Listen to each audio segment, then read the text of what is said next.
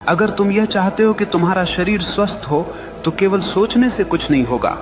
तुम्हें रोज व्यायाम करना होगा, सही भोजन करना होगा, आलस्य छोड़ना होगा।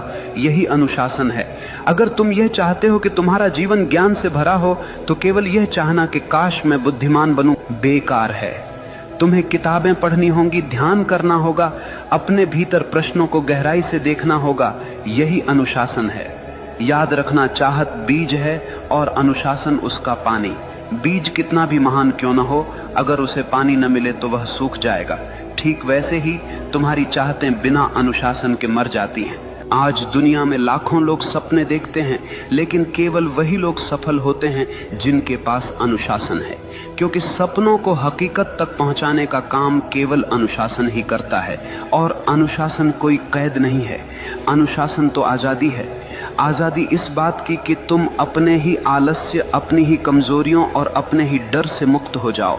देखो, एक नदी जब तक बह रही है वह जीवन देती है, लेकिन वही नदी अगर बिखर जाए, फैल जाए तो केवल कीचड़ बन जाती है। अनुशासन नदी के किनारों जैसा है जो तुम्हारी ऊर्जा को दिशा देता है, गहराई देता है और तुम्हें तुम्हारे मंजिल तक ले जाता है। इसलिए अगर तुम सच में वही बनना चाहते हो जो तुम चाहते हो तो केवल चाहने से कुछ नहीं होगा।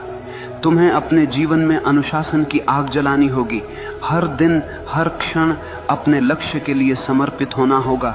और जब चाहत और अनुशासन मिलते हैं तो चमत्कार होता है। तब मनुष्य वही बनता है जो वह चाहता है। मनुष्य वही बनता है जो वह गहराई से चाहता है। लेकिन याद रखना, यह जीवन कोई खेल नहीं है, यह तुम्हारी चेतना की यात्रा है।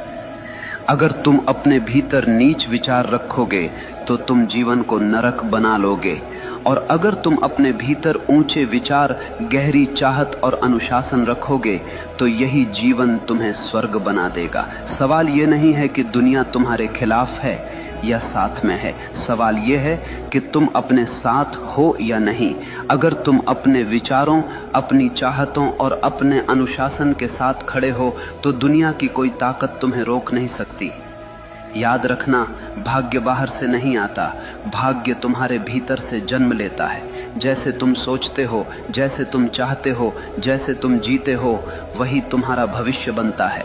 तो उठो, अपने डर को छोड़ो, अपने संदेह को जलाओ, अपनी चाहत को इतना गहरा बना लो कि वह तुम्हारी हर सांस में समा जाए, और फिर देखना पूरा ब्रह्मांड तुम्हारे रास्ते को साफ करने लगेगा।